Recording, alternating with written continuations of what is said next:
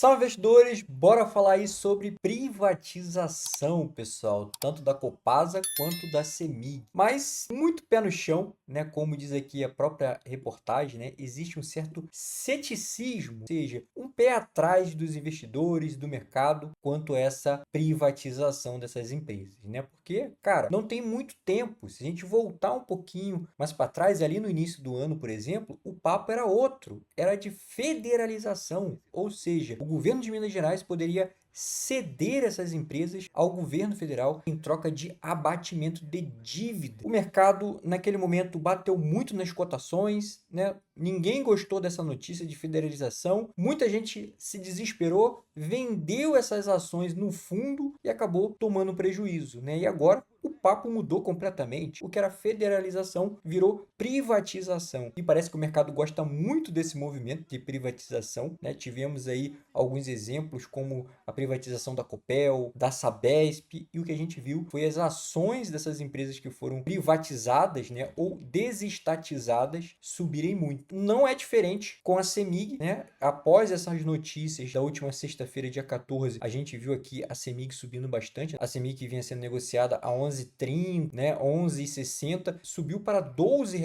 Agora até corrigiu um pouquinho para 11,88. E a gente viu a Copasa também sendo negociada aqui a R$ 23,29 por ali, chegando a R$ 25.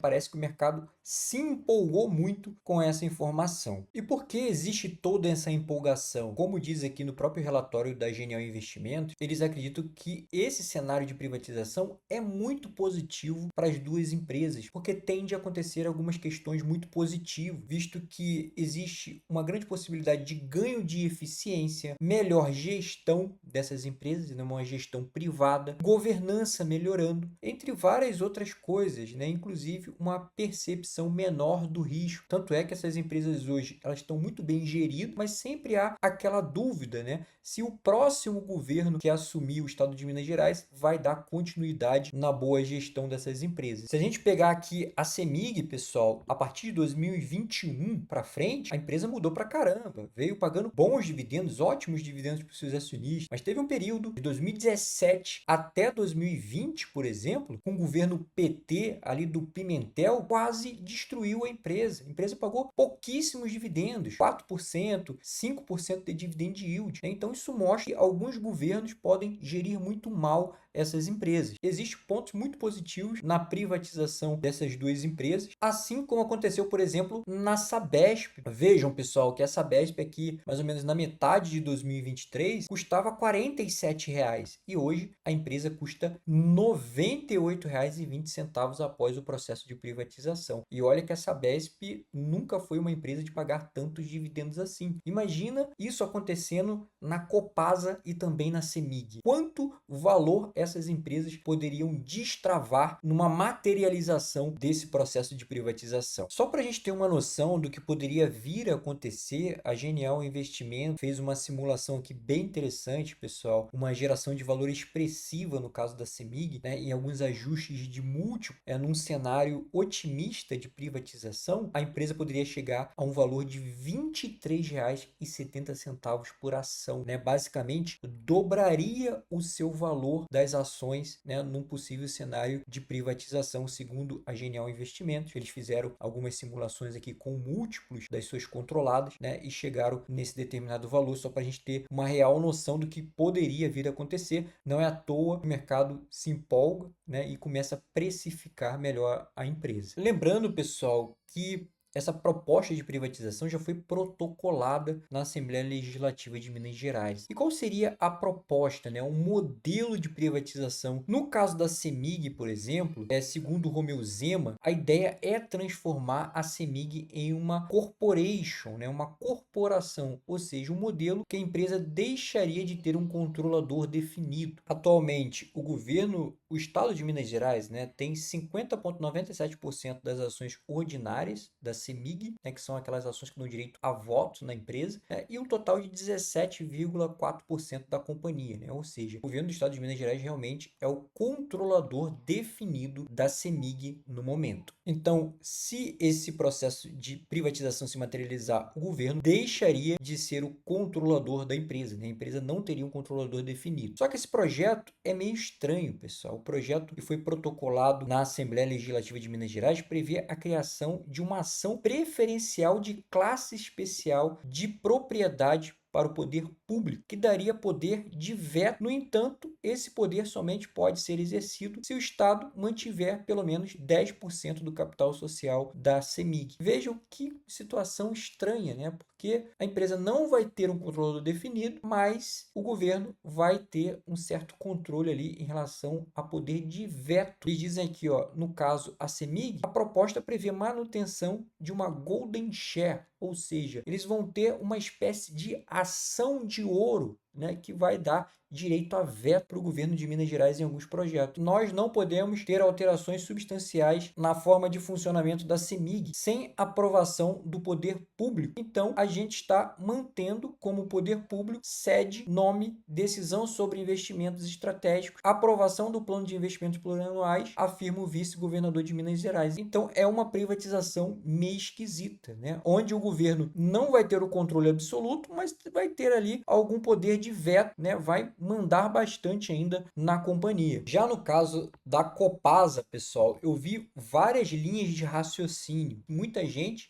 acredita que a Copasa ela terá um modelo de privatização muito parecido com o da Sabesp, né? Onde tem uma empresa com controle definido. E outros analistas já entendem que a Copasa possa ter um modelo de corporation, sem controlador definido. A Genial Investimentos vai por essa linha. Eu li o projeto de lei, pessoal. Também vou por essa linha aqui. Eles acreditam que, ó, número 1, o evento pretende transformar a Copasa em uma corporation, né? Ou seja, sem controlador definido. Número 2, não observamos a criação de um bloco de acionistas de referência, como foi o caso da Equatorial no processo de privatização da Sabesp. Ponto número 3, alteração do estatuto social da empresa com o objetivo de vetar acionistas de exercer poder de voto acima de 20% na quantidade de ações e de vedar acordo de acionistas. Vai ter também a manutenção da sede da empresa dentro do estado de Minas Gerais. Isso é interessante, né? E a Genial Investimento até coloca, né, que eles não observam nada muito diferente deste projeto em relação a outros processos de privatização semelhantes, né? Em nossa interpretação, julgamos razoável. Mas, pessoal, nem tudo são flores, né? Esses projetos não são tão simples assim a aprovação. Segundo aqui a XP, por exemplo, ressalta que, apesar desses projetos de lei, há uma proibição na Constituição de Minas Gerais que impede qualquer